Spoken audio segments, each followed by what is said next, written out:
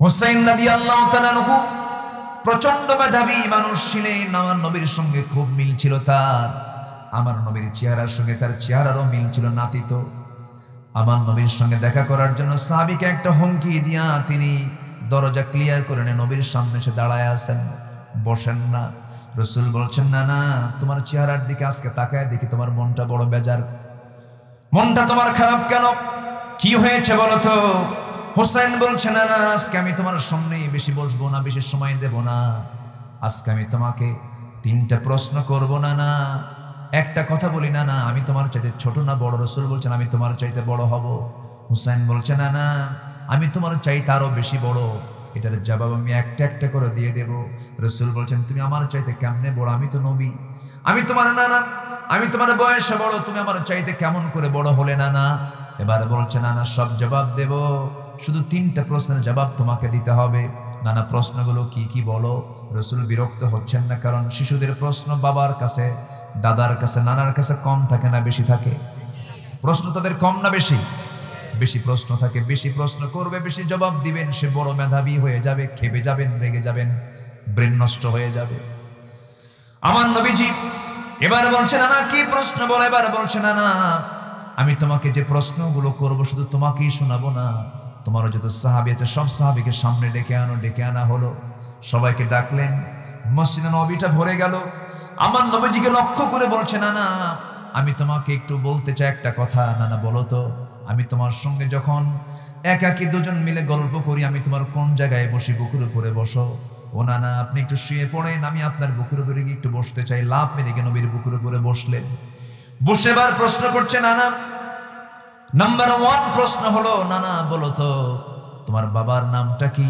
এবার তিনি বলছেন, আমার বাবার নাম হলো আব্দুল্লাহ, বাড়ি কোথায়? মক্কায়। কোন বংশ? কুরাইশ বংশ। এখন নানা একটা প্রশ্ন করি, ও নানা তুমি তো নিঃসন্দেহে জানো আমার বাবার পরিচয়টা কি? আমার বাবাও কুরাইশ বংশ, আমার বাবাও মক্কার মানুষ, কিন্তু আমার বাবার সঙ্গে একটা গুণ জড়িত আছে, সেটা হলো যে লোকটাকে আল্লাহ রাব্বুল আলামিন আসাদুল্লাহিল গালিব করে দুনিয়ার সমস্ত কাফের বেঈমানদের জন্য আসাদ করে, সিংহ করে পাঠিয়েছেন। আমার গর্বিত পিতা আলীকে এক পাল্লাই দাও, আর তোমার পিতা আব্দুল্লাহকে এক পাল্লাই দাও। আল্লাহর কসম আমার বাবার ওজনটাই বেশি ভারী হয়ে যাবে। এবার বলছেন, না না বলো তো আপনার মার নামটা কি? এবার বলছে, রাসূল আমার মার নাম হলো আমেনা, বাড়ি তার কোথায়? মদিনায়। এতটুকুই তার পরিচয় শেষ। কিন্তু না না আমার মাটাকে তুমি তো ভালো করে জানো না, না যাকে একদিন না দেখলে তোমার মাথা খারাপ হয়ে যায়, তুমি যাকে খুব ভালোবাসো, তোমার আদরের দুলালি সাইয়্যিদাতুন নিসাই আহলিল জান্নাহ, দুনিয়ার সমস্ত মুমিনা নারী যাদেরকে জান্নাত দেওয়া হবে তাদের সর্দারিনী খাতুনে জান্নাত মা ফাতিমা, আমার মা ফাতিমাকে এক পাল্লায় দাও। না না তোমার মা আমিনাকে এক পাল্লায় দাও। আল্লাহর কসম আমার মা ফাতিমার ওজনটাই বেশি ভারী হয়ে যাবে। আমার নবীজি কথাগুলো শুনছিলেন। হোসেনকে বুকের মধ্যে নিয়ে জড়িয়ে জড়িয়ে ধরে মুস্কি মুস্কি হাসি মারেন। আর বিজ্ঞচিত কথাগুলো শুনতে শুনতে নবীর চোখের কোনায় পানি জমে গেছে। আমার নবীজি কাঁদতে কাঁদতে বলছে, না না বুঝতে পেরেছে, আর কি প্রশ্ন করবি? না না বল কি প্রশ্ন রে? এবার বলছে, না না তুমি বলো তো তোমার নানার নামটা কি? আমার নবীজি বলছেন, আমার নানার নাম ওহাব জহুরি, বাড়ি তার কোথায়? মদিনায়। কি করতেন? ব্যবসা বাণিজ্য করতেন। ও নানা আপনার নানার নাম ওহাব জহুরি, একজন ব্যবসায়ী ছিলেন, এতটুকুই তার পরিচয় শেষ। কিন্তু নানা তোমার কি জানা আছে আমার নানার পরিচয়টা কি? সাহাবায়ে কেরামদের ভিতরে কান্নার রোল পড়ে গেছে। মসজিদকে রাসূল কেমন করে আবাদ করেছেন দেখেন, বাচ্চারা শিখবে মসজিদ থেকে। আমার নবীজি এবার সাহাবায়ে কেরামকে লক্ষ্য করে বলছে, ও নানা বলো কি বলতে চাও বলো। এবার বলছে, নানা আমার নানাটাকে তুমি তো অবশ্যই জানো। আমার নানা হলেন সর্বকালীন সর্বযুগের সর্বশ্রেষ্ঠ মহামানব, যার সৃষ্টির ভিতর দিয়ে গোটা বিশ্ব সৃষ্টির পরিকল্পনা জনাবে মুহাম্মদুর রাসূলুল্লাহ সাল্লাল্লাহু আলাইহি সাল্লাম। আমার নানাকে এক পাল্লাই দাও, তোমার নানাকে এক পাল্লাই দাও। নানা বলো তো কার নানার দামটা বেশি? আমি তোমার চাইতে বড় নানা। সাহাবায়ে কেরাম কাঁদতেছেন। আমার নবীজি সাহাবায়ে কেরামকে সামনেই রেখে নবীজি নাতিটার হুসাইনের মাথা থেকে পা পর্যন্ত চিবুক গণ্ডদেশ, মাথা থেকে পা পর্যন্ত চুমোতে চুমোতে ভরায় দিয়া বলছে, না না, আজকে আমি নবী হওয়ার পরেও আজকে আমি তোর কাছে যুক্তির দিক থেকে হেরে গেলাম। জোরে বলি সুবহানাল্লাহ। শিশুর দিকে যত্ন নেওয়ার দরকার আছে না নাই? শিশুর জন্য এক নম্বর যত্ন হলো শিশু যেন কার হক আদায় করে। আসতে বলবেন না, কার হক আদায় করে। তার মুখে প্রথম শব্দ হবে কার নাম। আসতে বলবেন না, কার নাম। আলিফে আল্লাহ, আলিফে আল্লাহ। এইগুলো আমরা আগে প্রথম শিখায় দেব, মসজিদে পাঠায় দেব। আমরা বউকে সোজা বলবো, শোনো আমার স্ত্রী, তোমার রান্না বান্না আমার পেটে আসে, তুমি আমাকে খাওয়াও, তুমি আমার যত্ন নাও। তোমার ঔরস আমার সন্তান, তোমার গর্ভ থেকে সন্তান এই দুনিয়াতে এসেছে, আমি তোমাকে স্ত্রীত্বের মর্যাদা দিয়েছি, কিন্তু শোনো, আল্লাহর হকটা যদি আদায় না করো, তোমার মূল্য আমার কাছে চুল পরিমাণ নাই। চূড়ান্ত কথা বলে দিবেন। সংসার জীবন করতে গেলে সবার আগে কার হক? আসতে বলবেন না, কার হক। আমার মা, আপনাকেও খেয়াল রাখতে হবে, যে কাজ আপনাকে আল্লাহর হক থেকে দূরে রাখে সেই কাজের দিকেই যাওয়া যাবে না। এই জন্য এক নম্বর হলো আল্লাহর হক। 5 ওয়াক্ত নামাজ আমরা কেউ ছেড়ে দেব। আসতে বলবেন না, ছেড়ে দেব। নামাজ 5 ওয়াক্ত পড়বেন কারা কারা, একটু হাত তুলে দেখেন। জোরে বলি ইয়া আল্লাহ, আরো জোরে বলি ইয়া আল্লাহ। আমাদেরকে 5 ওয়াক্ত সালাত আদায় করার তৌফিক তুমি আল্লাহ দিয়া দাও। জোরে বলি আমিন, আরো জোরে আমিন। হাত নামান। সবাই যারা আসছেন সবাইকে আমি প্রথমেই আহ্বানটা জানাবো, কোরআন শুধু আলেমদের জন্য নয়, কোরআন সবার জন্য। কোরআনকে সুন্দর করে পড়া সবার জন্য কি, আরো জোরে, সবার জন্য কি ফরজ। প্রথম হুকুমটা কিন্তু আল্লাহ রাব্বুল আলামিন নামাজের দেন নাই, রোজার হুকুমও দেন নাই, যাকাতের হুকুমটাও দেন নাই। আল্লাহ রাব্বুল আলামিন প্রথম যে হুকুমটা দিয়েছেন, পড়ো। যারা পারেন সুন্দর করে আয়াতটা আমার সঙ্গে ঠোঁট মিলিয়ে মিলিয়ে বলবেন, সওয়াব পেয়ে যাবেন। ইকরা বিসমি রাব্বিকাল্লাযী খালাক, খালাকাল ইনসানা মিন আলাক, ইকরা ওয়া রাব্বুকাল আকরামুল্লাযী আল্লামা বিল কলম, আল্লামাল ইনসানা মা লাম ইয়ালাম। নবী হে, আপনি পড়ুন কার নামে? আসতে বলবেন না, কার নামে? আল্লাহর নামে আপনি পড়ুন। মা আনা বিকারিন, আমি তো পড়তে পারি না, আমি তো পড়তে পারি না। রাসূল তো কারো ছাত্র ছিলেন না যে তিনি পড়া শিখেছেন, তিনি লিখতেও জানতেন না। সেই সময় আল্লাহ রাব্বুল আলামিন জিবরিল আমিনকে পাঠিয়ে দিলেন, তাকে জড়িয়ে ধরে জিবরিল আমিন এই 5টা আয়াত যখন তাকে শেখায় দিলেন, আমার নবী সেই জায়গা থেকে চলে আসলেন। জাবাল নূর থেকে নিজের বাড়ির দিকে রওনা করলেন। জাম্মিলুনি জাম্মিলুনি ইয়া খাদিজা, খাদিজা আমাকে বস্ত্র আচ্ছাদন করে দাও। লাকাদ খাশিতু আলা নাফসি, আমি আমার নফস নিয়ে শঙ্কিত, আমি মনে হয় বাঁচব না, আমি মনে হয় মরে যাব। সঙ্গে সঙ্গে আম্মা জান খাদিজা বলছেন, আমার স্বামী 15 বছর ধরে দাম্পত্যময় জীবন চালালাম, যার মুখে একটা মিথ্যা শুনলাম না, গীবত শুনলাম না, যার মুখ থেকে অযাচিত কোনো কথা বের হতে দেখলাম না। এতিমের পাশে দাঁড়ায় যে লোক, বিধবার পাশে দাঁড়ায় যে লোক, অসহায়ের পাশে দাঁড়ায় যে লোক, সেই লোকের কোনো ক্ষতি পৃথিবীর কেউ করবে আমার বিশ্বাস হয় না। আপনার কিছুই হবে না আমার স্বামী। যেরকম সুবহানাল্লাহ। বইয়ের কাছে ভালো হওয়া কিন্তু ছোটখাটো বিষয় না, বিশাল বিষয়। সবার কাছে ভালো থাকা যায়, কিন্তু স্ত্রীর কাছে ভালো থাকা কিন্তু কঠিন ব্যাপার। আমাদের সবাই হুজুর হুজুর করে, কিন্তু বউ জানে এই হুজুরটা কোন হুজুর। ঠিক আছে না? এটা কেমন বদমেজাজি আর কেমন কি, বইয়ের কাছে আসল রিপোর্ট থাকে। আমি আপনি ভালো না মন্দ, এটা বউ কম জানে না বেশি জানে? বেশি জানে। এই জন্য সবার আগে ভালো থাকতে হবে স্ত্রীর কাছে। বলি আলহামদুলিল্লাহ। রাসূল কার কাছে ভালো ছিলেন? স্ত্রীর কাছে ভালো ছিলেন। স্ত্রী সার্টিফিকেট দিচ্ছেন, সুবহানাল্লাহ বলবেন না? আমার ভাইরা, আমার নবীজির কাছে প্রথম ওহী আসলো, আপনি পড়েন। এবং এই কিতাবের ভিতরে এই কিতাবের নামটা কি বলেন? কোরআনের মূল শব্দ হলো কারউন, পড়া, বহুল পঠিত। যে কিতাবের নামই হলো পড়া, যে কিতাবের নাম কি? পড়া, বহুল পঠিত, পড়ো। আল্লাহ রাব্বুল আলামিন আরেক জায়গায় বলছেন আফালা ইয়াতাদাব্বারুনাল কুরআন আম আলা কুলুবিন আকফালুহা। মানুষের কি হলো? কোরআনকে নিয়ে তারা গবেষণা করে না, তাদাব্বুর করে না। তাদের অন্তরে কি তালা মারা হয়েছে নাকি তালাবদ্ধ হয়ে আছে নাকি? কার কথা? আসতে বলবেন না, কার কথা? কোরআনের যদি কোনো বান্দা হক আদায় করতে চায়, 5টা দিক তার মধ্যে থাকতে হবে। ইমাম ইবনুল কাইয়িম রাহমাতুল্লাহ তিনি বলেছেন, নাম্বার 1 হলো কিরাআত। কিরাআত মানে হলো সুন্দর করে পড়া, রিসাইট করা। প্রত্যেকদিন আমরা কোরআন পড়বো, জোরে বলি ইনশাআল্লাহ। কোরআন শুনবো, জোরে বলি ইনশাআল্লাহ। কোরআন শুনবো বেশি, গান শুনবো। হ্যাঁ, গান শুনবেন? গান শোনা যাবে? আসতে বলে কেন? গান শোনা যাবে? আমার দেশে গায়িকা আছে না নাই? গায়ক আছে না নাই? নায়িকা আছে না নাই? নায়ক আছে না নাই? নৃত্যশিল্পী আছে না নাই? গান বাজনা আছে না নাই?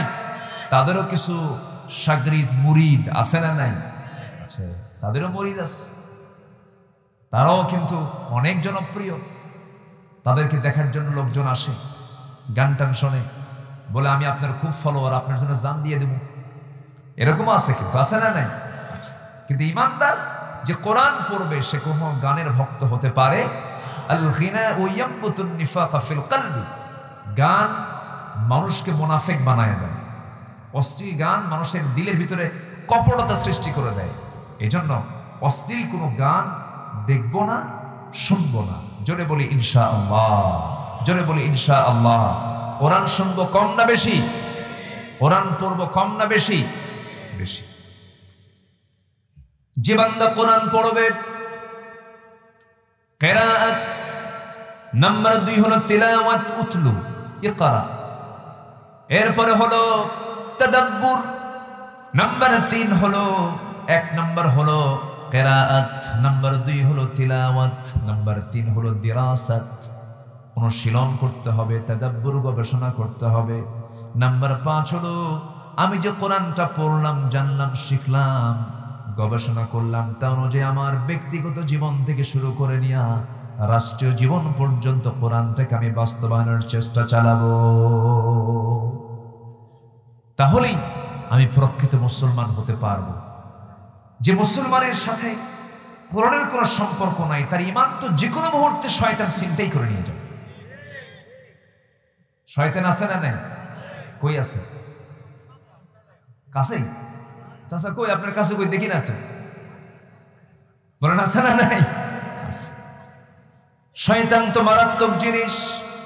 শয়তান বলতেছে সুম্মা লাআতিয়ান্নাহুম মিন বাইনি আইদিহিম ওয়া মিন খালফিহিম ওয়া আন আইমানিহিম ওয়া আন শামাইলিহিম ওয়া লা তাজিদু আকসারুহুম শাকিরিন। জোরে বলুন আল্লাহু আকবার। শয়তান বলে, আল্লাহ তোমার বান্দাগুলোকে আমি ডান থেকে, বাম থেকে, সামনে থেকে, পিছন থেকে, সব দিক থেকে পাকড়াও করে ফেলবা। আল্লাহ বলছেন, না রে শয়তান, পারবি না, ইবলিস পারবি না। কারণ আমার পছন্দের বান্দা আমার কাছে আশ্রয় চেয়ে বলবে আউযু বিল্লাহি মিনাশ শাইতানির রাজিম। আমরা আশ্রয় চাইবো কার কাছে? আসতে বলবেন না, কার কাছে? শয়তান মারাত্মক। শয়তান নবীকেও ছাড়ে না। মুসা আলাইহিস সালাম একদিন জিবরিলের সাথে কথা বলছেন, সামনে মিস্টার ইবলিস দাঁড়ায় আছে। জিবরাইল বলে, এই তোমার আর আসার জায়গা তুমি পাইলে না, নবীর কাছে আসে। ইবলিস কয়, জিবরাইল এই তো মুসা দুনিয়াতে আছে, প্রথম যে মানুষ আদম, ও জান্নাতে ছিল, তারই আমি সারি নেই, জান্নাতে গিয়ে ধরছি। কথা কি বোঝা যায়? তাহলে শয়তান মনে হয় জয়পুরহাটে আসে না? আসে কি? আসে না নাই? শয়তান কিন্তু চেষ্টা চালাচ্ছে, তাড়াতাড়ি ওঠ। বাড়ি চলে যা। ওর ওয়াসওয়াসা খুব মারাত্মক, রন্ধ্রে রন্ধ্রে সে ঢুকে পড়ে মানুষের। এই জন্য যে বান্দা সবসময় বলবে আস্তাগফিরুল্লাহ, আল্লাহ তাকে মাফ করে দেন, সুবহানাল্লাহ বলবেন না, তাকে ওয়াসওয়াসা থেকে বাঁচান। সবচেয়ে শ্রেষ্ঠ দোয়া হচ্ছে আস্তাগফিরুল্লাহ। এটা শ্রেষ্ঠ দোয়াও, কিন্তু এটা কিছু কিছু দোয়া আল্লাহর দরবারে এমন ভাবে পৌঁছে যায়, ফেরত আসে না। এর মধ্যে একটা হচ্ছে আস্তাগফিরুল্লাহ। আস্তাগফিরুল্লাহ যে বেশি বেশি পড়বে তার দোয়া কখনো প্রত্যাখ্যাত হবে না। জোরে বলি আল্লাহু আকবার। কার কাছে চাবো আমরা? আল্লাহর কাছে চাবো। এক রাত তো সব দিক থেকে একটু একটু করে বলার চেষ্টা করব। আমি সূরা নিসা থেকে একটি মাত্র আয়াত তেলাওয়াত করেছি। এটা হক সম্বলিত একটা আয়াত। হক নিয়ে আল্লাহ তাআলা এই আয়াতে কিছু কথা বলেছেন। 36 নম্বর আয়াত, 36 ভার্স নাম্বার। এই 36 নম্বর আয়াতকে সামনে রেখে আমি কিছু কথা বলতে চাচ্ছি। ওয়ামা তাওফীকি ইল্লা বিল্লাহ আলাইহি তাওয়াক্কালতু ওয়া ইলাইহি উনীব। আলোচনাকে সুন্দরভাবে পরিস্ফুটিত করার জন্য শুধু আমার সুন্দর হওয়া দরকার না, শ্রোতারও সুন্দর হওয়া দরকার। শ্রোতাকেও সুন্দর হতে হবে। শ্রোতার সৌন্দর্য কি জানেন?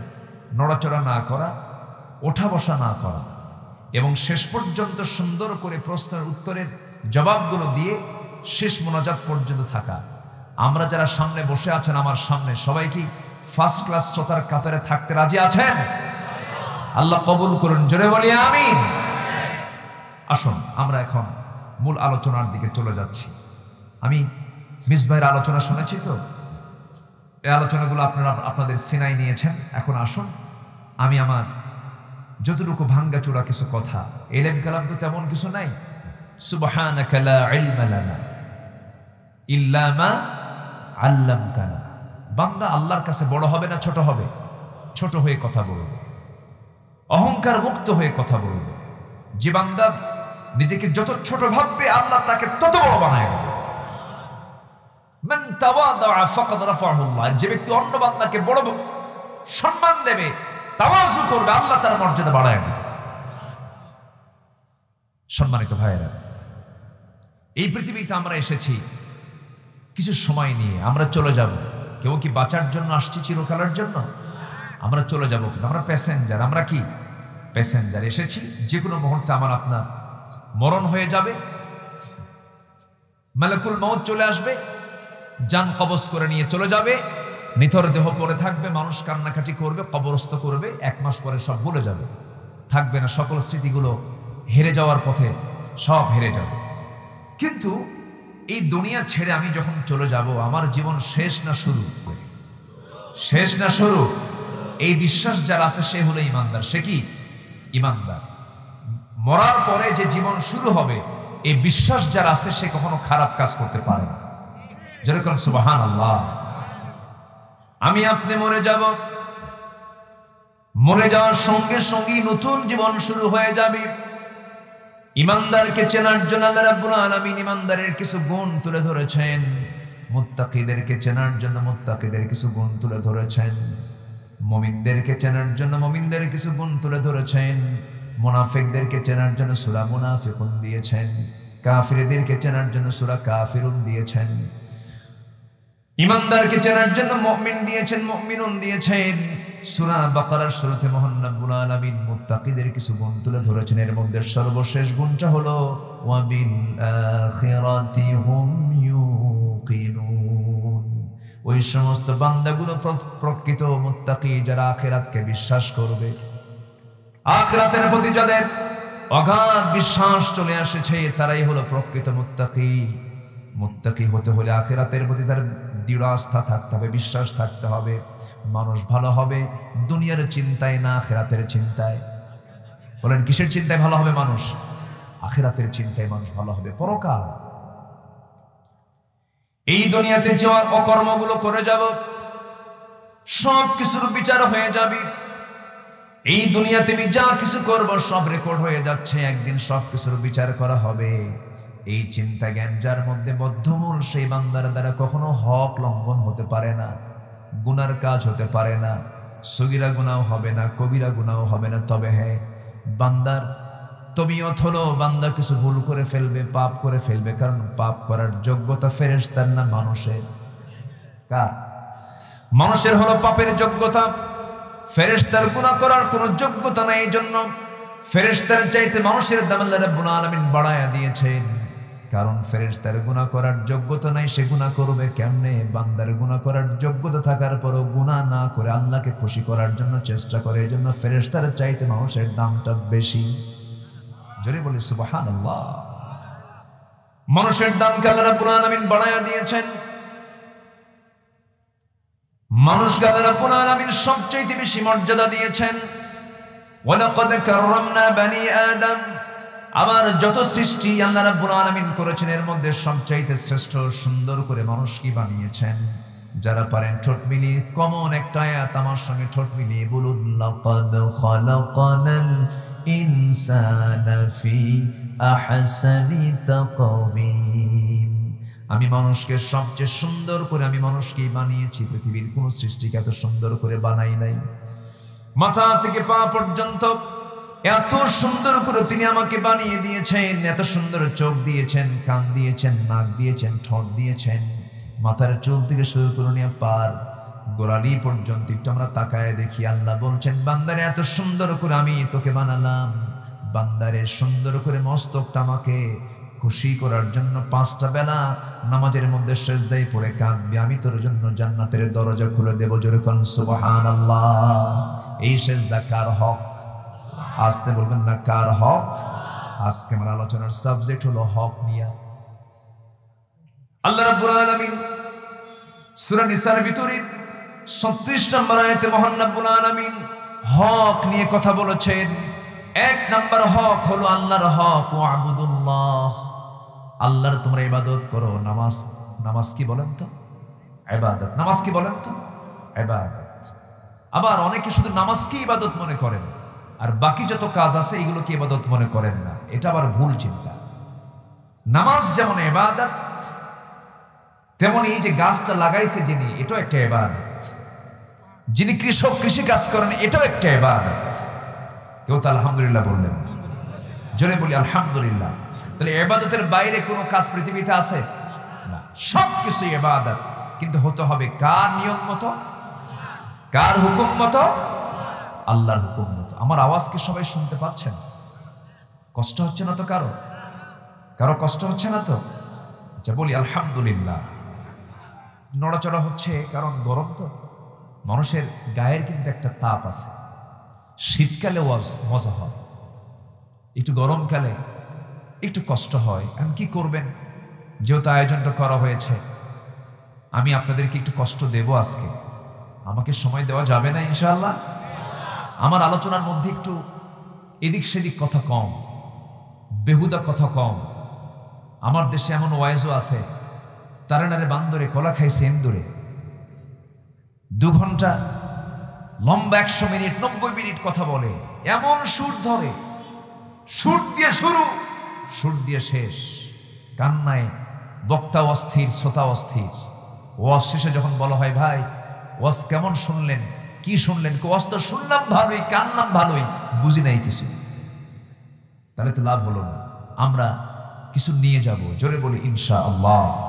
আমার দেশে ওয়াজ বেশি হয় না আমল বেশি হয়? বলেন কি বেশি হয়? আমল কম হয়। আমল যদি বেশি হতো তাহলে কি আজকে সমাজে সুদ থাকতো? ওয়াজ বেশি হচ্ছে কিন্তু সুদের পরিমাণ কমছে না বাড়ছে? এটা কি আমল করার কারণে বাড়ছে? কোনো বক্তা কি কয় যে সুদ খান? তাহলে সুদের পরিমাণ কমছে না বাড়ছে? বেড়েছে। পর্দা, নারীদের বেহায়াপনা, বেপর্দা, এটা কমছে না বাড়ছে? বাড়ছে। কোনো বক্তা কি বলে যে আপনারা পর্দায় থাকেন না?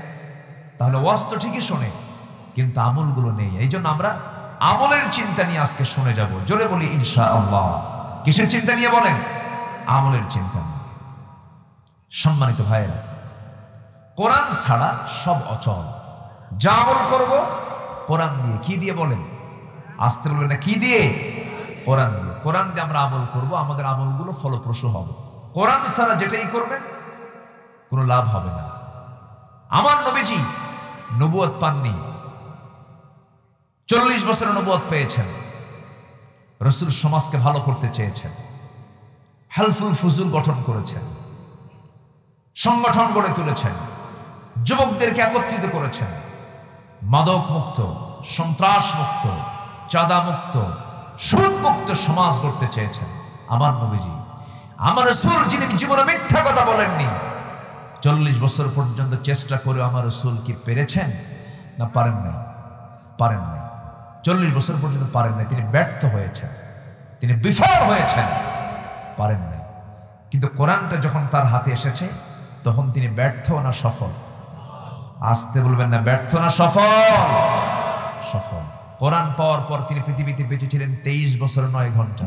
23 বছর 9 ঘন্টা। 23 বছরে আমার নবীজি কোরআন দিয়ে গোটা বিশ্ব নেতৃত্ব দিয়েছেন। জোরে বলি সুবহানাল্লাহ। তাহলে 40 বছর জীবনের 2/3 চলে গেল, পারলেন না, কারণ তার কাছে আসল এই কিতাবটা ছিল না, কোরআনটা ছিল না। সম্মানিত ভাইয়েরা, যদি বিশ্ব নবীর মতো মানুষ কোরআন ছাড়া সমাজের পরিবর্তনের জন্য যদি ব্যর্থ হয়ে থাকেন, আজকের সমাজেও যারা কোরআন ছাড়া সমাজকে পরিবর্তন করতে চায়, সমাজের পরিবর্তন আনতে চায়, নেতৃত্ব তৈরি করতে চায়, এটা শুধুমাত্র তাদের প্রতারণা, ভণ্ডামি আর দুষ্টামি ছাড়া কিছু নয়।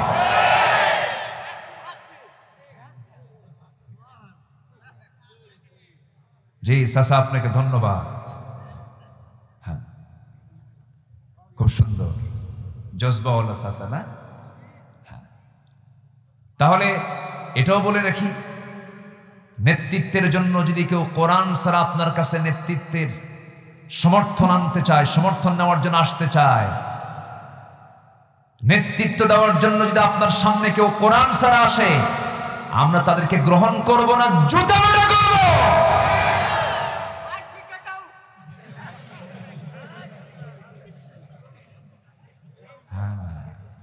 চাচা খুব সব জায়গায় থাকে চাচা, না? না, ঠিক আছে, চাচার অ্যাটেনশনটা খুব ভালো ভালো। কিছু কিছু মানুষ বুড়ো হলেও বুড়ো হয় না, যুবকের মতোই থাকে, আছে না নাই? আর কিছু যুবক আছে, যুবকই বুড়া হয়।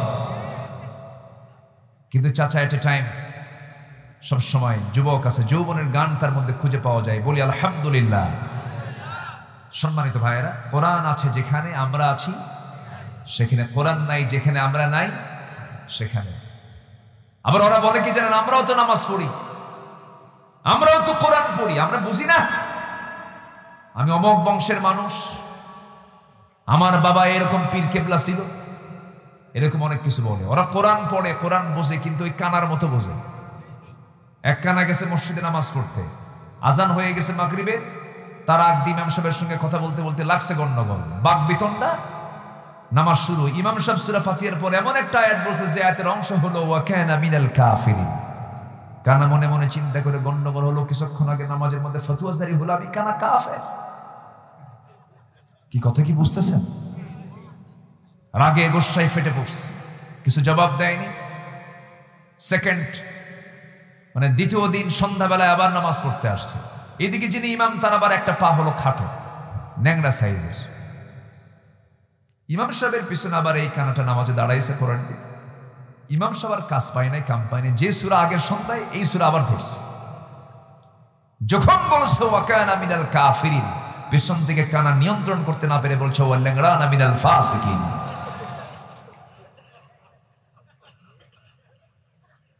ওরা কোরআন বোঝে ওই কানার মতো।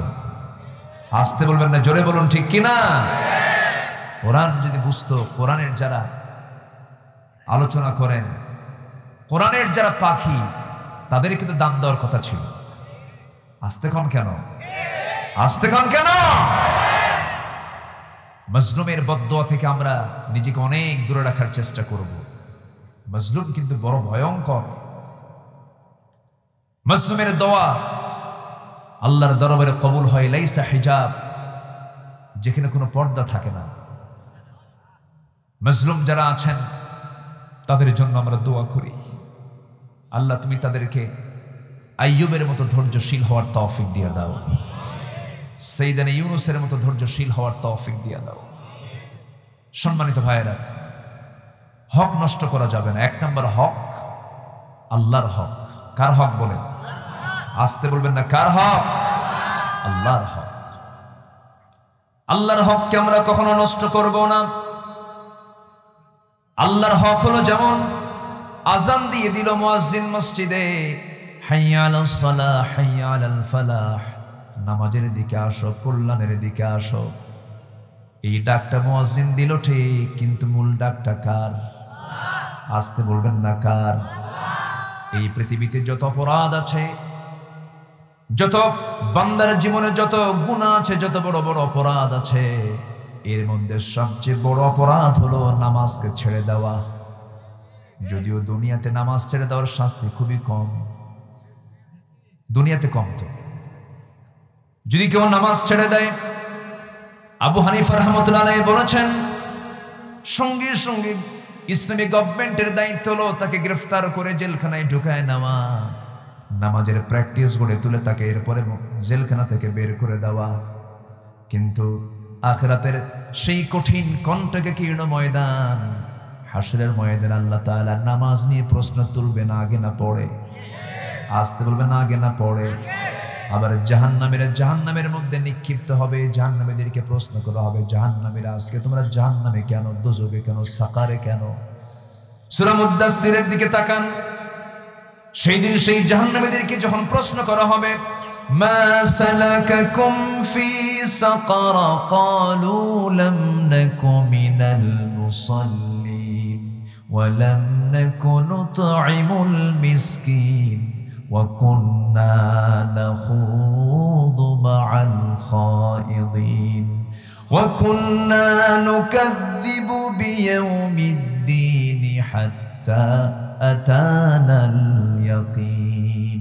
জোরে বলুন আল্লাহু আকবার। তোমরা আজকে সাকার নামক দোজখে কেন? জাহান্নামীরা বলবে, আমরা 4টা কাজ দুনিয়াতে করে আসি নাই। নাম্বার 1 হলো আজানগুলো শুনেছি কিন্তু নামাজটা পড়ি নাই। আজান শুনেছি ফজরের, কানের ভিতরে আজানের আওয়াজগুলো বারবার ঢুকেছে, as-সালাতু খায়রুম মিনান নাওম। নামাজের আজান শুনেছি কিন্তু ডান কাত থেকে বাম কাতে চলে গেছি, গভীর ঘুমের মধ্যে চলে গেছে, নামাজটা পড়ি নাই। নামাজের সঙ্গে আমাদের কোনো সম্পর্ক ছিল না। আহারে বড় দুঃখ লাগে, যে নেতার পিছনে তুমি দৌড়াচ্ছ সে নেতা নিজেও নামাজ পড়ে না, তোমাকে নামাজের জন্য বলে না। যে দল, যে নেতা, যাদের কর্মসূচির মধ্যে নামাজের কর্মসূচি নাই, সেই দল একজন ইমানদার কখনো করতে পারে না। কথা বললেই তো আমরা দোষী হয়ে যাই। হ্যাঁ, রাগ করতেছেন নাকি আপনারা? কারণ সেই দল করতে গেলে বিপদ হয়ে যাবে। ইয়াওমা নাদউ কুল্লা উনাসিম বিইমামিহিম। এই দুনিয়াতে যাকে নেতা বানিয়েছে, সেই দিন প্রত্যেক নেতা সহকর্মী হাসরের ময়দানে আল্লাহর সামনে দাঁড়াবে। নেতা সহকর্মী সেই দিন হাজির হয়ে যাবে, নেতা যেদিকে যাবে কর্মীও সেই দিকে চলে যাবে। মান তাশাব্বাহা বিকওমিন ফাহুয়া মিনহুম। এই দুনিয়াতে যে যার সঙ্গে মুসাব্বা রাখবে, সম্পর্ক রাখবে, আখিরাতে তার সঙ্গে তার মুসাব্বা হয়ে যাবে, সম্পর্ক হয়ে যাবে। এই জন্য দুনিয়াতে বন্ধু নির্বাচন করতেও সতর্কতার দরকার আছে না নাই? আসতে বলবেন না, আছে না নাই? অন্তরের বন্ধু আমি তাকি বানাবো যাকে গিয়ে জান্নাতে দেখতে পাবো। জোরে বলি সুবহানাল্লাহ।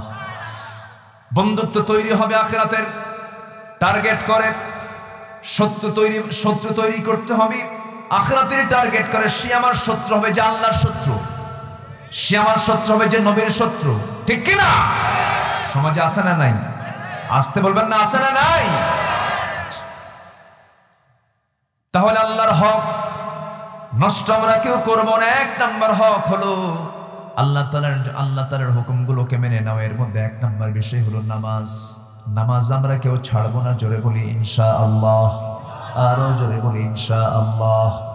জাহান্নামে যাওয়ার 1 নম্বর কারণ কি? বলেন কি? বলেন। নামাজকে কখনো প্রত্যাখ্যান করা যাবে না।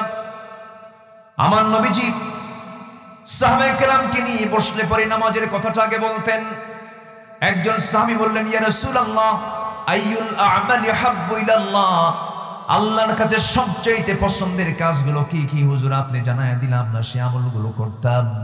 আমার রাসূল 1 নম্বর অন্য কোনো কথা বলতে পারতেন, 1 নম্বর বললেন, সাহাবী শোনো, এক নম্বর হলো আসসালাতু আলা ওয়াক্তিহা, সময় মতো নামাজ পড়া। কি মতো? সময় মতো নামাজ পড়া। আহারে, আজকে সন্তান বড় হয়, জজ হয়, ব্যারিস্টার হয়, বাপরা বুক উঁচু করে বলে, হুজুর আমার ছেলে জজ হয়েছে, ব্যারিস্টার হয়েছে, দোয়া করবেন। যখন প্রশ্ন করি আপনার ছেলে কি নামাজ পড়ে না, হুজুর সময় পায় না। হ্যাঁ আমার ভাইয়েরা, সবচাইতে বড় ক্যারিয়ার হলো একটা বান্দার জীবনের কয় ওয়াক্ত নামাজ? বলেন কয় ওয়াক্ত নামাজ? 5 ওয়াক্ত নামাজ। একটা গ্রামকে যদি ভালো করতে চাই, মসজিদকে আবাদ করতে হবে। মসজিদের সন্তানগুলোকে পাঠায় দিবেন, নাবালেগ বালেগ সবগুলো মসজিদে চলে যাবে। ছোট ছোট বাচ্চাগুলোর দায়িত্ব, বাপ মার দায়িত্ব তাদেরকে মসজিদে নিয়ে চলে যাওয়া। কারো যদি 7 বছর 8 বছর 10 বছরের বাচ্চাগুলো থাকে, বাবার দায়িত্ব হলো সন্তানগুলোকে কোলে পিঠে করে মসজিদে নিয়ে যাওয়া। মসজিদে তাদের নামাজ, তারা খেলাধুলা করবে, হাসবে, খেলবে, বাবার কাঁধের উপরে চড়বে, সেজদার মধ্যে বাবার কাঁধে গিয়ে বসবে, ঘাড়ে গিয়ে বসবে, পিঠে গিয়ে বসবে, ডিস্টার্ব করবে। তবু ওই সমস্ত ছোট ছোট বাচ্চাদেরকে মসজিদমুখী করতে হবে, মসজিদের বিমুখ করা যাবে না। কিন্তু আজকে দুঃখজনক হলো সত্য, সেই সমস্ত বাচ্চাদের হাতে আজকে নামাজের তাকিদ না দিয়া, নামাজের শিক্ষা না দিয়া বাচ্চাদের হাতে তুলে দেয়, কি বলেন? কি তুলে দেয়? মোবাইল তুলে দেয়। মোবাইল তুলে দিয়ে বলে, বাবা খা। এটা হচ্ছে খাওয়ার মাধ্যম। 3 বছরের বাচ্চা খায় না, মোবাইল দিয়ে ও বলে ও বোঝেন না, ও তো কথা বলতে পারে না, ও মানে গেমস দেখবে, খেলা দেখবে, কার্টুন দেখবে, কার্টুন দেখে আর খায়। আচ্ছা বলেন তো, এটা কি কোনো হাদিসে আছে? আসতে কয় এরকম কোন হাদিস পাইছে যে সাহাবা কেরাম বাচ্চাদের খাওয়াতে নিয়ে এরকম কার্টুন দেখাইছে আর খাওয়াইছে? আধুনিক চিকিৎসা বিজ্ঞান তো তা বলে না। কোনো বাচ্চাকে আপনি জোর করে খাওয়াতে পারবেন না, ও যা খাবে আপনা আপনি খাবে, জোর করে আপনি খাওয়াতে পারবেন না। কিন্তু সে ধান্দায় খাচ্ছে, সে অসুস্থ হয়ে পড়বে। এটা মেডিকেল সায়েন্সের কথা। আজকে বাচ্চাদেরকে প্রতিবন্ধী বানানো হচ্ছে, আজকে বাচ্চাদেরকে অসুস্থ করা হচ্ছে। ডিভাইস দিবেন তো সন্তান শেষ হয়ে যাবে। ঠাকুরগা কি বলে, চুয়াডাঙ্গা আমার মাহফিল, মাস 2 আগের কথা। এশার নামাজের সময় খাইতে বসছি, এক মুরব্বী এসে বলতেছে, হুজুর আমার বড় মেয়েকে বিয়ে দিয়েছি ঠাকুরগা, একটু বড় মেয়েটার জন্য আপনি দোয়া করবেন যেন সে যেন সুখে থাকতে পারে। বললাম যে চুয়াডাঙ্গার মানুষ ঠাকুরগা বিয়ে দিলেন মেয়েকে, এত দূরে কেন? হুজুর বিয়ে দিছি, আল্লাহ লিখে রাখছে। তো এই বিয়ের ঘটকটাকে বলেন তো? হুজুর মোবাইল। ঘটক কে? মোবাইল, ডিজিটাল ঘটক। হ্যাঁ, তো বললাম মোবাইল কিনে দিলেন কেন? হুজুর সায়েন্সে পড়ে মেয়ে, বায়োলজির অনলাইন ক্লাস করতে হয়, তো আমি 40,000 টাকা দামের একটা ভালো সেট ওকে কিনে দিলাম যেন ভালো করে দেখতে পারে। কিন্তু সে যে আরেকটা অনলাইন খুলছে তা তো জানি না হুজুর। বলেন তো, এটা কি হাসির খোরাক দিচ্ছি না চিন্তা আছে এর মধ্যে? আসামি কিন্তু আমরা কেউ কম না, আসামি কিন্তু কেউ কম না আমরা। সন্তানগুলোর হাতে আপনি কি দিচ্ছেন একটু চিন্তা করা দরকার। শিশুর হাতে চাকু আর আপেল দিয়ে যদি বলেন, বাবা আপেলটা কেটে খাও, তো শিশু কি আপেল কাটবে না হাত কাটবে? হাত কাটবে। কারণ আপেল কাটতে যে হাতের ভিতরে চাকুর যে দক্ষতা, সেই ক্যাপাসিটি শিশুর হাতে এখনো আসে নাই। কার হাতে কি দিচ্ছেন? গোটা পৃথিবী পশ্চিমারা চাচ্ছে মানুষকে উলঙ্গ করতে, মানুষের চরিত্র ধ্বংস করতে যাচ্ছে। চাচা সব সময় না, একটু আমাকে বলতে দেন। সম্মানিত ভাইয়েরা, এই জন্য আমাদের সতর্ক থাকার দরকার আছে না নাই? সন্তানকে পাঠাবো কোথায়? আজান দিলে কোথায় পাঠাবো? নামাজ পড়বি এরপরে খাবি। মা যারা শুনতেছেন কথাগুলো, নামাজ পড়বি এরপরে খাবি, আগে খাবি না আগে নামাজ পড়বি। এই কাজগুলো করেন, নচেত ফ্যামিলি আপনাকে বিপদে ফেলে দিবে। 4 জন, এর মধ্যে 4 নম্বর খলিফাকে আমি একটু জিজ্ঞাসা করছি, রাগ করতেছেন না তো? জিজ্ঞাসা করলে 2টো উপকার, একটা হলো মনে থাকবে বেশি, নাম্বার 2 হলো ঘুম ধরবে না। কি ধরবে না বলেন? ঘুম ধরবে না। তাহলে ইসলামের 4 নম্বর খলিফাকে আলী। এই 4 জন খলিফার 1 নম্বর খলিফা ছাড়া বাকি তিনজন খলিফার ইন্তেকাল হয়েছে না শাহাদাত হয়েছে? বলেন, ইন্তেকাল না শাহাদাত? শাহাদাত। তারা রক্তে রঞ্জিত হয়ে দুনিয়া থেকে বিদায় নিয়েছে। শুধু স্বাভাবিক মৃত্যু হয়েছে সাইয়েদনা আবু বকর সিদ্দিক রাদিয়াল্লাহু তাআলা আনহু, স্বাভাবিক মৃত্যু হয়েছে।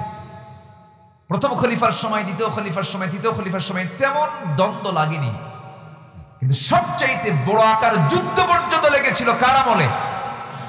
আলীর আমলে। সব সাহাবীরা মানে সব মুসলমানরা একদিন এক জায়গায় হয়ে আলীকে প্রশ্ন করলেন, সাইয়েদনা আলী, প্রথম খলিফা, দ্বিতীয় খলিফা, তৃতীয় খলিফার সময় কোনো গন্ডগোল লাগলো না তেমন, আপনার সময়ের সাথে দ্বন্দ্ব লাগলো কেন? তিনি জবাব দিচ্ছেন, প্রথম খলিফা আবু বকরের পাশে আমি আলী ছিলাম, দ্বিতীয় খলিফা ওমরের পাশে আমি আলী ছিলাম, তৃতীয় খলিফা ওসমানের পাশে আমি আলী ছিলাম, গন্ডগোল লাগে নাই। কিন্তু আমি আলীর পাশে আরেকজন আলী নাই, এই জন্য গন্ডগোল লাগে।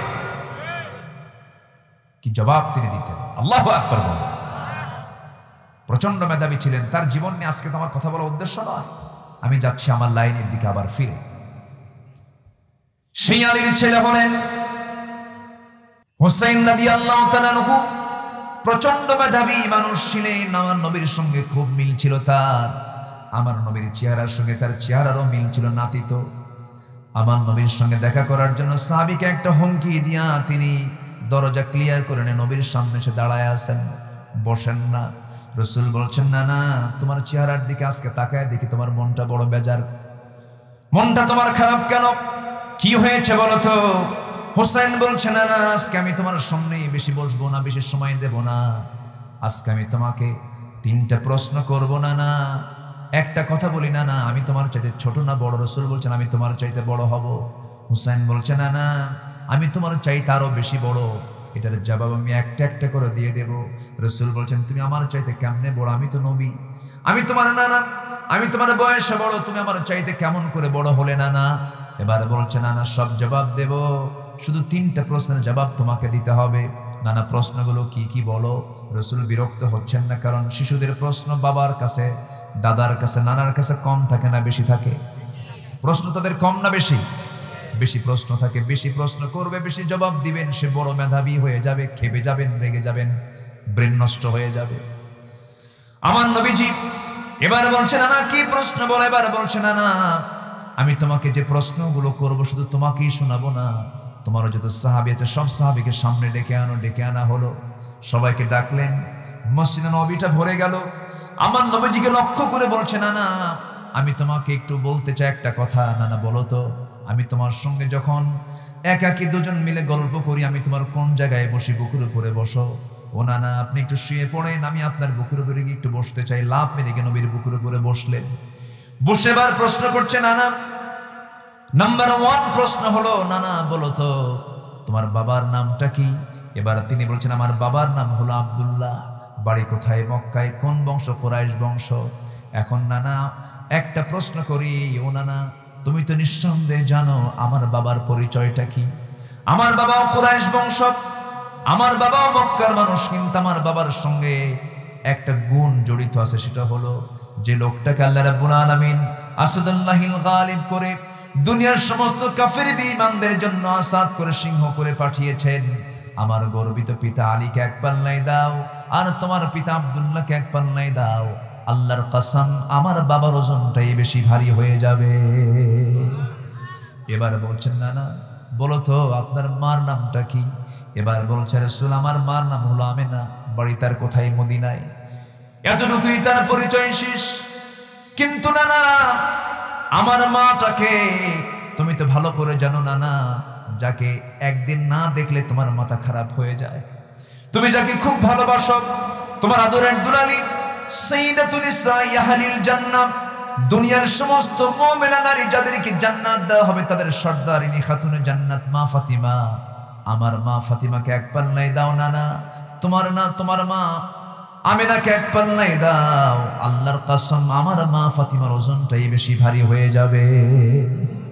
আমার নবীজি কথাগুলো শুনছিলেন। হোসেনকে বুকের মধ্যে নিয়ে জড়িয়ে জড়িয়ে ধরে মুস্কি মুস্কি হাসি মারেন। আর বিজ্ঞচিত কথাগুলো শুনতে শুনতে নবীর চোখের কোনায় পানি জমে গেছে।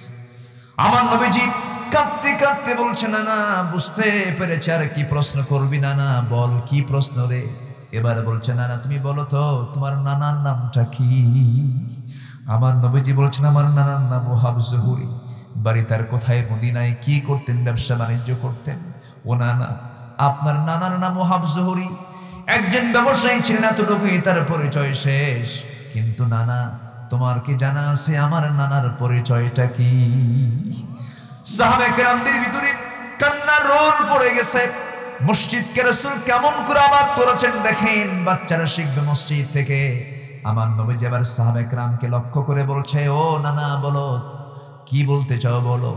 এবার বলছে নানা আমার নানাটাকে তুমি তো অবশ্যই জানো, আমার নানা হলেন সর্বকালীন সর্বযুগের সর্বশ্রেষ্ঠ মহামানব, যার সৃষ্টির ভিতর দিয়ে গোটা বিশ্ব সৃষ্টির পরিকল্পনা জনাবে মুহাম্মদুর রাসূলুল্লাহ সাল্লাল্লাহু আলাইহি সাল্লাম। আমার নানাকে এক পাল্লাই দাও, তোমার নানাকে এক পাল্লাই দাও। নানা বলো তো কার নানার দামটা বেশি? আমি তোমার চাইতে বড় নানা। সাহাবে কেরাম কাঁদতেছেন। আমার নবীজি সাহাবে কেরামকে সামনেই রেখে নবীজি নাতিটার হোসাইনের মাথা থেকে পা পর্যন্ত চিবুক গণ্ডদেশ, মাথা থেকে পা পর্যন্ত চুমোতে চুমোতে ভরায় দিয়া বলছে নানা আজকে আমি নবী হওয়ার পরেও আজকে আমি তোর কাছে যুক্তির দিক থেকে হেরে গেলাম। জোরে বলি সুবহানাল্লাহ। শিশুর দিকে যত্ন নেওয়ার দরকার আছে না নাই? শিশুর জন্য এক নম্বর যত্ন হলো শিশু যেন কার হক আদায় করে। আসতে বলবেন না, কার হক আদায় করে। তার মুখে প্রথম শব্দ হবে কার নাম। আসতে বলবেন না, কার নাম।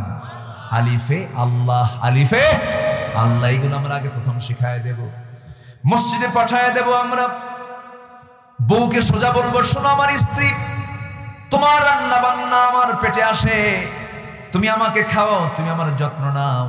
তোমার ঔরস আমার সন্তান, তোমার গর্ভ থেকে সন্তান এই দুনিয়াতে এসেছে, আমি তোমাকে স্ত্রীত্বের মর্যাদা দিয়েছি। কিন্তু শোনো, আল্লাহর হকটা যদি আদায় না করো তোমার মূল্য আমার কাছে চুল পরিমাণ নাই। চূড়ান্ত কথা বলে দিবেন। সংসার জীবন করতে গেলে সবার আগে কার হক? আসতে বলবেন না, কার হক। আমার মা আপনাকেও খেয়াল রাখতে হবে, যে কাজ আপনাকে আল্লাহর হক থেকে দূরে রাখে সেই কাজের দিকেই যাওয়া যাবে না। এই জন্য এক নম্বর হলো আল্লাহর হক। 5 ওয়াক্ত নামাজ আমরা কেউ ছেড়ে দেব। আসতে বলবেন না, ছেড়ে দেব। নামাজ 5 ওয়াক্ত পড়বেন কারা কারা একটু হাত তুলে দেখেন। জোরে বলি ইয়া আল্লাহ, আরো জোরে বলি ইয়া আল্লাহ। আমাদেরকে 5 ওয়াক্ত সালাত আদায় করার তৌফিক তুমি আল্লাহ দিয়া দাও। জোরে বলি আমিন, আরো জোরে আমিন। হাত নামান।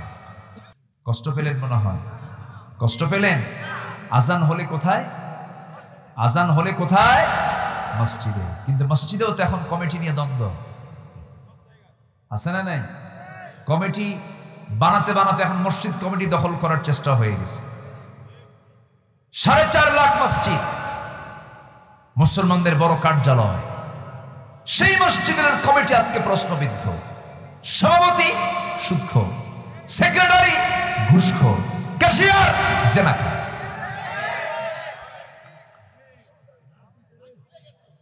এই যাচ্ছে নাকি? যাই কেন? কি সমস্যা কি? আসেন দোয়া করি নাকি?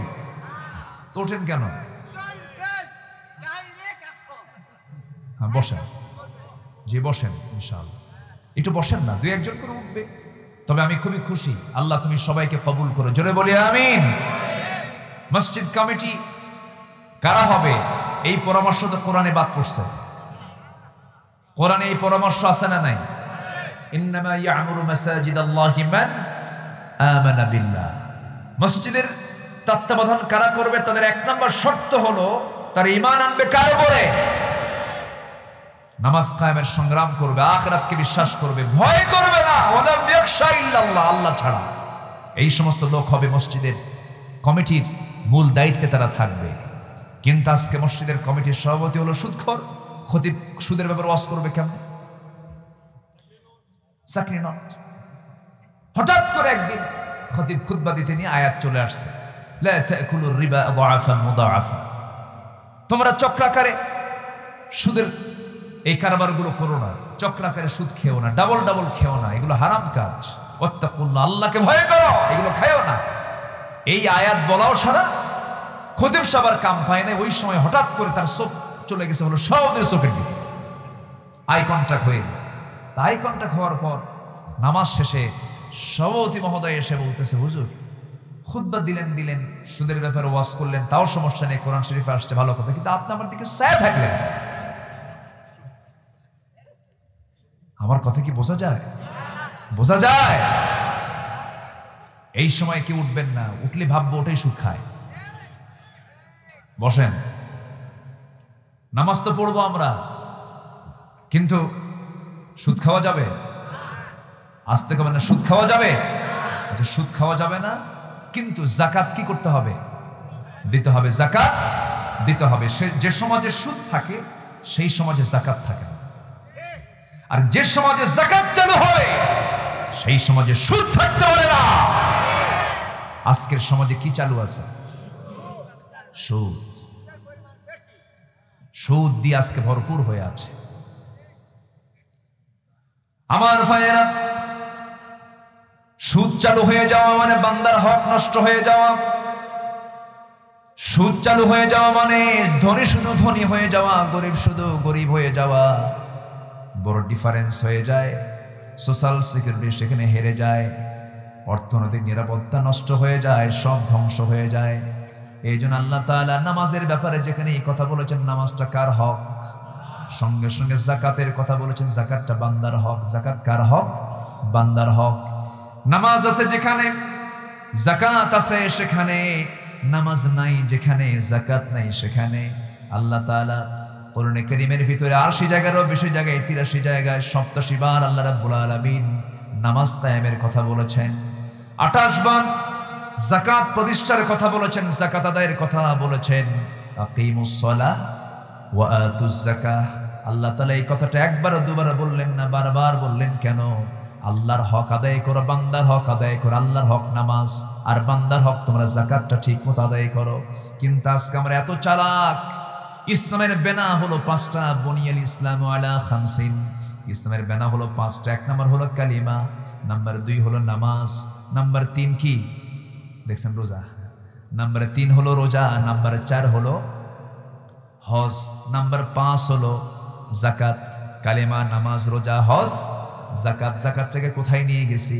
৫ নম্বরে নিয়ে গেছি। কিন্তু আমার রাসূলের উদ্ধৃতি অনুযায়ী আমার নবীজি এই ৫টা আসাস কি, ৫টা স্তম্ভ কেন আমার নবীজি সিরিয়াল করেছেন? প্রথম হলো কালিমা, এরপরে নামাজ, এরপরে জাকাত, এরপরে হজ, এরপরে হচ্ছে সওম রমাদান। রমজান হলো ৫ নম্বরে, রমজানটাকে ৩ নম্বরে এনে জাকাতটাকে ৫ নম্বরে নিয়ে চলে গেছি। এখন ইঞ্জিনিয়ার যদি বিল্ডিং বানাতে নিয়ে 10টা কলাম বিল্ডিং এর জন্য তৈরি করেছেন, সাইডে 3টা কলাম, ওই সাইডে 3টা কলাম, মাঝখানে 4টা কলাম।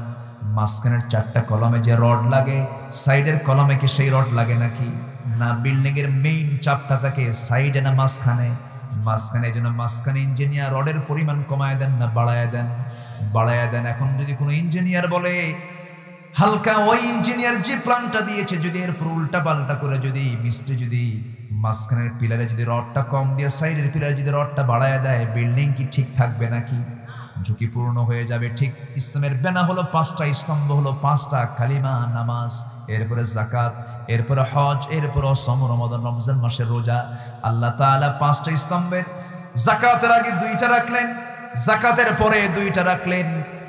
হজ এবং রোজাটাকে 4-5 নম্বরে রাখলেন, কালিমা নামাজকে 1 নম্বর 2 নম্বরে রাখলেন, মাঝখানে জাকাতকে রাখলেন। জাকাতকে মিডল পিলার বানায় দিলেন। এই জন্য কারণ জাকাতের এই পিলারটা যদি ঠিক থাকে, বাকি 4টা পিলারও ঠিক থেকে যাবে। জোরে বলুন সুবহানাল্লাহ। আজকে সেই জাকাত কি আছে? নাই। শাড়িয়ার লুঙ্গি আছে। হ্যাঁ, পৃথিবীর ইতিহাসে আমার দেশ রেকর্ড, জাকাতের লুঙ্গি নিতে যায় শহীদ হয়ে যায়। এগুলো সব প্রতারণা, জনগণকে দেখানোর জন্য একটা ধোঁকাবাজি। জাকাত যদি আদায় করতে হয়, জাকাতের উদ্দেশ্য হচ্ছে দারিদ্র্য দূর করে দেওয়া। আপনি একজনকে একটা গাভী কিনে দেন, বিধবাকে টার্গেট করে একটা গাভী কিনে দেন, একজনকে নির্দিষ্ট একটা ক্যাশ দিয়ে দেন, তুই 1 লক্ষ টাকা নে, এই ব্যবসা কর। আজকের বছরে তুই যাকাত দিলি, সামনের বছরে তুই যাকাত দিবি, ঠিক কি না? তুই যাকাত দিবি। প্রত্যেক বছর কি করে 300 টাকা দামের একটা শাড়ি দেয়, যা মশারির মতো। কিসের মতো? শাড়ি না মশারি? এগুলো নির্বাচনী প্ল্যান, এগুলো বুঝলেন? নির্বাচন করবে তো যাকাতের টাকাও নির্বাচনের খরচে লাগায় দেয়, যা কাজে আসুক। সমস্ত ভণ্ডামি এগুলো জনগণের সামনে এখন স্পষ্ট। মানুষ চোর কি এত বড় চোর হতে পারে? এখানেও চুরি করতে পারে। জাতির শ্রেষ্ঠ সন্তান হলো মুক্তিযোদ্ধা। 2000 মুক্তিযোদ্ধার ভাতা গ্রহণ করেছে যাদের বয়স হলো 52 বছর, স্বাধীনতার বয়স 51 বছর। যুদ্ধ করলো কোন দিন? মার পেট থেকে আধ্যাত্মিক ভাবে যুদ্ধ হয়েছে। কি কষ্ট হচ্ছে নাকি আপনাদের? এই হলো অবস্থা। সম্মানিত ভাইয়েরা, ইমাম যদি ভুল করে মুসল্লি ছাড়ে? আসতে কয় মুসল্লি ছাড়ে? আপনার মসজিদের ইমাম যদি বিড়ি খায়, নামাজ পড়বেন তার পিছনে? কামি না হয় গাঁজা খায়, হুজুর কেন নামাজ? বিড়ি খায়, ও গাঁজা খাবে, যার জায়েজ আছে। আপনি আপনার ইমামকে এত সুন্দর করে দেখতে চান, আমার ইমাম যেন কোনো নেশা না করে, কোনো মেয়ের দিকে তাকায় না থাকে, চরিত্র যেন সুন্দর হয়, আমি তার পিছনে ইক্তেদা করি। মসজিদের ইমামকে যেমন আপনি স্বচ্ছ পরিচ্ছন্ন দেখতে চান, সমাজের যারা নেতৃত্ব দিচ্ছে তাদের চরিত্র দেখার সময় এখন হয়েছে। চোর, বেনামাজি, লম্পট, লুটেরাদের নেতৃত্ব আমরা মানি না। রাজি আছেন কারা? হাত উঁচু করে দেখেন মুসলমান।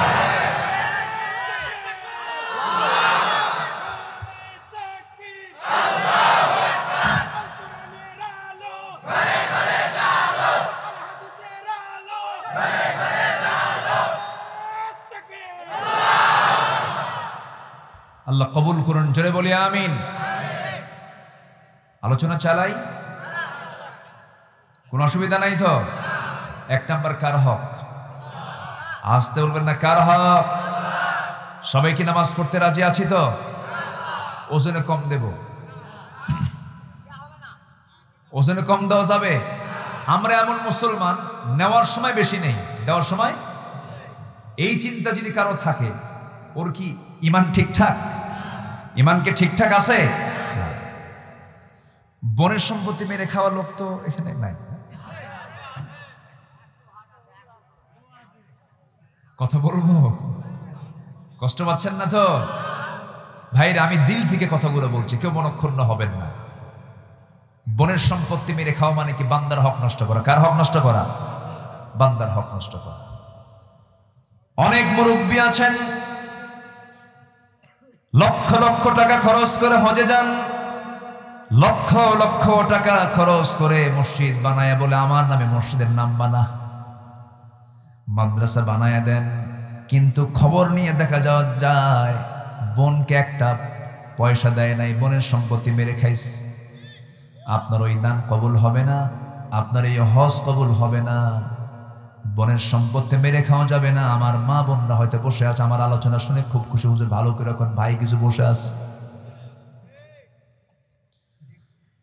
বোনের সম্পত্তিগুলো মেরে খেলে পরে কিয়ামতের দিন আপনাকে চোরের কাতারে দাঁড় হতে হবে।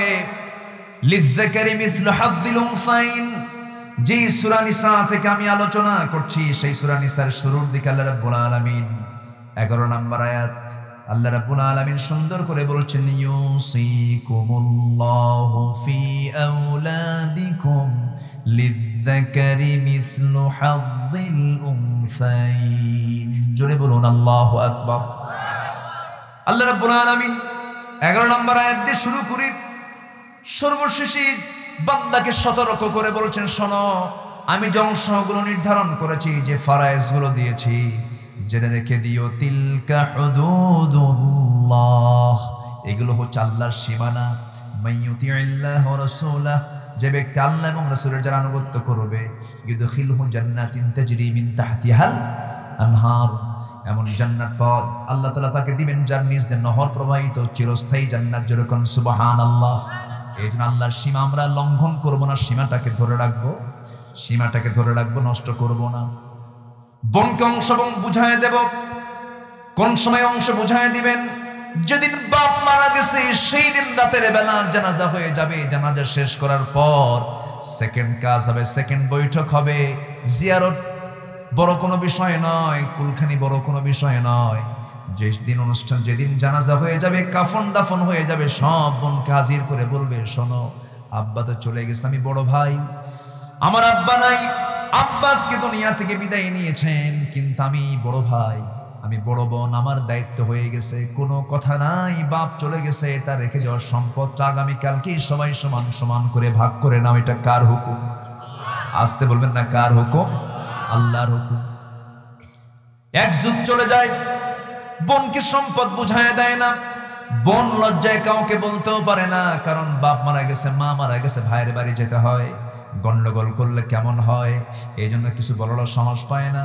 মাঝে মাঝে যায়, আবার ভাই সালাকি করে, ভালো ভালো মিষ্টির দোকান থেকে মিষ্টি নিয়ে আসে, ভালো কিছু রান্না বান্না করে খাওয়াইয়া দিয়ে বলে, বোন শোনো, আমি তোমার ভাই হই, তুমি কিছু অংশ পাও, তোমার কিছু অংশ, বাবার অংশগুলো আমরা খাচ্ছি, আমরা তোমার অংশগুলো নিচ্ছি, এটাও ঠিক। তবে একটা কথা বোন, রাগ কইরো না। পাশে বসে সুন্দর করে পাম পট্টি দিয়ে শেষে ওয়াজ করে, শোনো আমার বোন, অংশ নিলে কিন্তু ধ্বংস হয়। দেখছেন কি ওয়াজটা দিল? অংশ নিলে কি হয়? ধ্বংস। ধ্বংস কি হয়?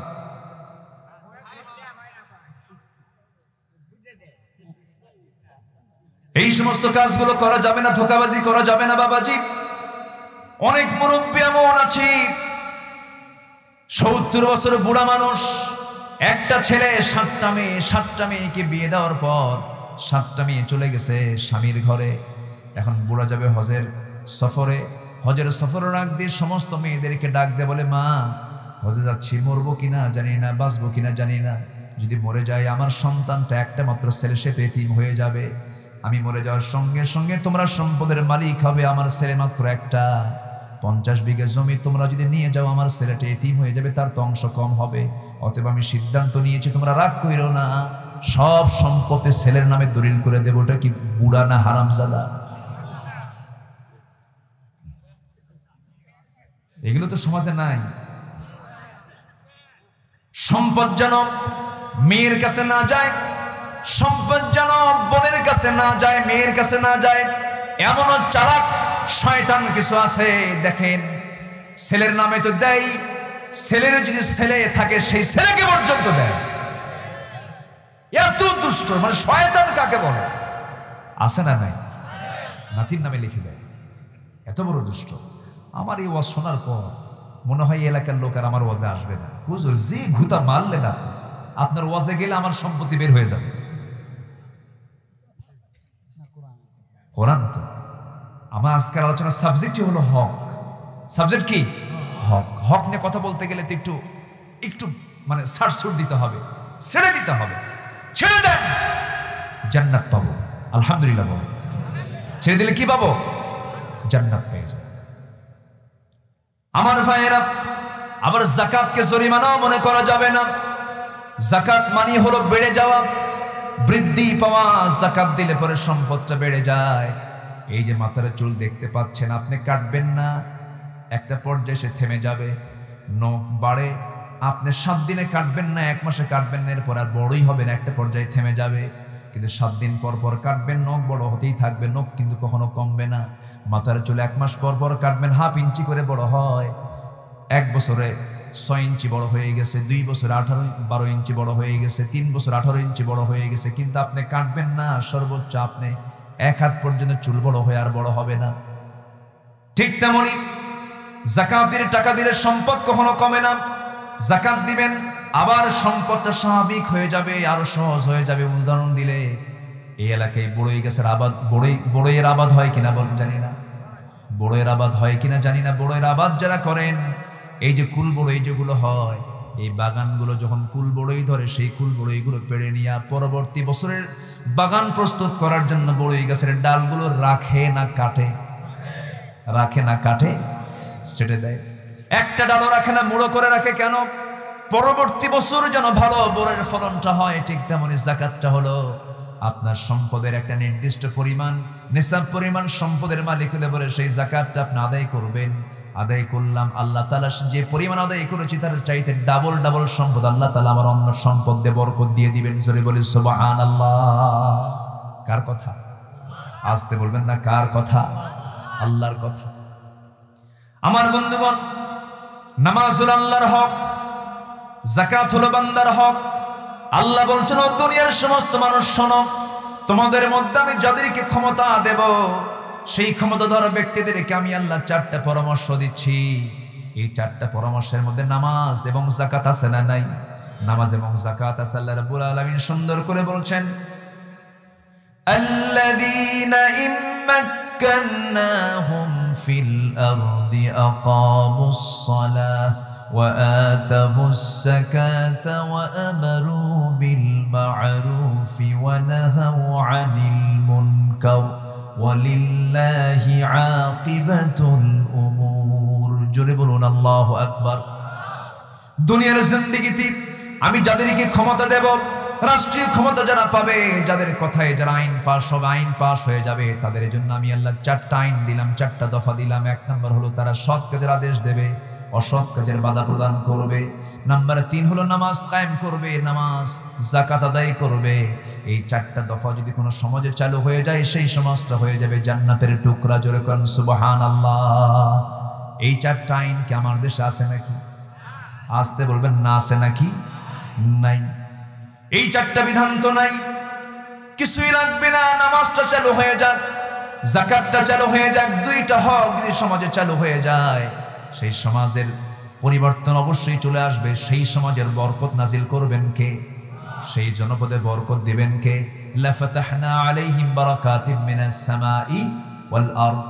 আকাশ এবং জমিনের সমস্ত বরকত আল্লাহ তাআলা, সমস্ত রহমত আল্লাহ তাআলা খুলে দিবেন, রহমতের দরজাগুলো খুলে দিবেন। এই জন্য আমরা 1 নম্বর হক আদায় করব কার? আল্লাহ তাআলা বলছেন, ওয়া'বুদুল্লাহা ওয়া লা তুশরিকু বিহি শাইআন ওয়া বিল ওয়ালিদাইনি ইহসানান ওয়া বিযিল কুরবা ওয়াল ইয়াতামা ওয়াল মাসাকিন। জোরে বলুন আল্লাহু আকবার। 1 নম্বর হলো তোমরা আল্লাহর দাসত্ব করো। শর্ত হলো ওয়ালা তুশরিকু বিহি শাইআন, কোন শিরকের কাজে যেও না, শিরকের ধারে পাশেও যেও না। শিরিক মিশ্রিত ইবাদত আল্লাহর দরবারে কবুল হবে না। আজকের সমাজে শিরিক আছে না নাই? আসতে বলবেন না, আছে না নাই? শিরিক করলে পরে তার জন্য জান্নাত না জাহান্নাম? ওমাই ইউশরিক বিল্লাহ ফাকাদ হারামাল্লাহু আলাইহিল জান্নাহ। যে ব্যক্তি শিরিক করবে সে জাহান্নামের মধ্যে ঢুকে যাবে। কার কথা? আল্লাহর কথা।